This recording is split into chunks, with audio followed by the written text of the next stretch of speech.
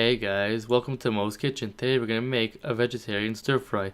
This is a great way to use leftover rice, or like me, if you eat rice all the time and you're tired of eating the same thing, this is going to be a little bit different. So let's get started. First up, I'm going to be using a lot of garlic, 8 cloves. You can chop into big rings like this. For a stir fry, it's nice. That way you can just kind of have a nice garlic bite. So again, just chop it into rings. And if really that's not for you, there's another method I'm going to show you. Take a clove of garlic, put it against your knife, just press it down, and then bam, check it out, it's already divided. You can just chop it some more if you want. It's up to you how you want to do it, the choice is yours. Okay, next up, grab some ginger, and I know what you're thinking. Ginger is the worst thing ever. Trust me guys, most of the time people throw it in raw, and they don't cook it or do anything to it. I'm going to show you the right way to use it, because I think ginger tastes great. Okay, so you saw me kind of cut it into those little rings, and you can also cut it into little strips. See what I'm doing? I'm grabbing by the end, cutting into little strips. I like doing that way better for ginger. I feel like it spreads it around and you don't get that big, sharp ginger taste. And that's kind of a julienne, cutting into strips. And if you want, you can turn it over and cut it more. Make it kind of a brunoise. It'll cut it into little cubes. And I swear, I need a better cutting board. So just keep going. I'll have all the amounts posted on my website, mos-kitchen.blogspot.ca.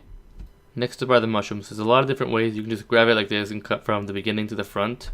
That's one way. Sorry, I didn't quite get that in the camera, but I'll just show you another way. So here, just take it from there, just cut it right in half. This is kind of a safer way, then boom. See that? This way you kind of avoid injury. It's a lot easier to do. And you don't have to cut it into a million pieces. You can just cut it into, 3 or 4. So again, that's one way I like doing it, 3 or 4. Again, just boom, boom, boom. If you're good enough like that, but be careful not to cut yourself. Take your time on this, alright? There's a bunch of different ways to cut a mushroom. Doesn't matter. Just don't go chopping it like crazy. You want a little bit of big pieces left. There we go. Now I'm cutting the carrots, okay? Thin slices is ideal, not too thick because then it won't cook. It'll be like a hard bite. So as thin or thick as you want it, quarter inch is good. And again, if you want, you can do the julienne cut. How's julienne? Basically quarter inch strips, just like that. So boom, boom, boom, quarter inch strip. Just one more to show you. And again, if you want, you can just take one of them, turn it on its side, like I'm going to do in a second, and chopping it into small cubes, otherwise known as brunoise. But I like kind of quarter inch strips for this kind of stuff. It's a little bit better, but again, it's up to you. Okay, these are bean sprouts. Nothing really has to be done. Just throw them in last minute to fry them for 30 seconds, and that's it. I've got here green bell pepper. Chop it in half. Now see this gigantic seeds in this pods? Just get it right out while you're here. It does nothing for flavor, and it really doesn't do any good at all, so just take it right out. Then you see in there you got these white parts. That's called the membrane. And these, it just doesn't do anything for taste, so you can cut those out if you want as you're cutting the peppers. In a spicy pepper, that would make it a lot spicier. So again, the strip cuts. There we go. You can throw them in like this, or again, you can cut them in a brunoise. You can cut them in a big chunk. It's kind of completely up to you. So you want to get those seeds out there. We got 2 or 3 left. Don't cry about it. It's no big deal, really.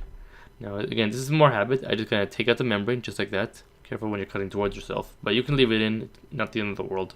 So again, you can leave them as strips, or as I call julienne, and you can cut them into cubes, which is kind of a brunoise. You can make them a little bit thicker. It's all up to you. Okay, get your pan on medium heat with some oil in it. Make sure it's hot before you throw anything in. So I'm throwing in the peppers with the carrots and the ginger, because they'll cook about the same time. Then you're going to stir for about maybe 4 or 5 minutes with some salt and some pepper. Then after that, you're going to add in your garlic, and you're going to add in your mushrooms and cook for another 4 to 5 minutes, or until they're basically darkened. Stirring occasionally. You also want to add a little bit of extra salt and pepper for the mushrooms. It does a really good job. This is more of an instructional video. I don't usually show myself chopping vegetables, but that was pretty much the first 3 minutes. This is going to be a very major preference video, so you're going to have to adjust this recipe almost every time you make it. If you want, that is. Well, now it's time to add in our bean sprouts. I didn't really measure it. Grab 2 handfuls. I figured that'd be enough. So 1. There you go. And I got some on the oven, but no worry.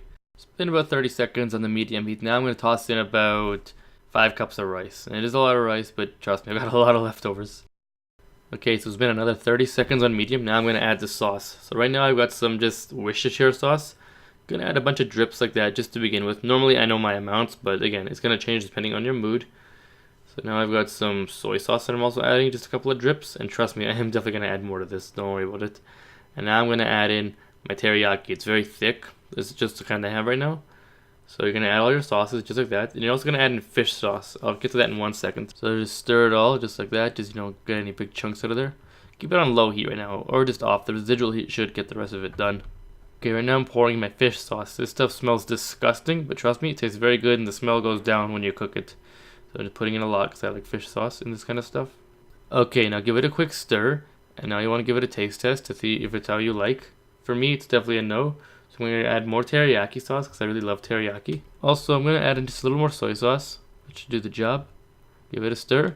Then maybe another taste test. For me, it's good enough. It's going to depend on what kind of sauce you have in your house and how much rice you have. So you really got to adjust each time for personal preference. Don't worry about measuring the sauces. Just pour and do the taste test. For me, I'm good to go, so I'm going to plate it up. Top it off with some limes, and you've got a great vegetarian stir fry. Try it out, guys. If you get a lot of rice at home and you're getting sick of it, or you've got a lot of leftovers, you can do it with noodles. It doesn't just have to be rice. Give it a shot.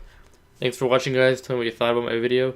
Give me a comment, and visit me online, guys, for all my other recipes. And as always, enjoy.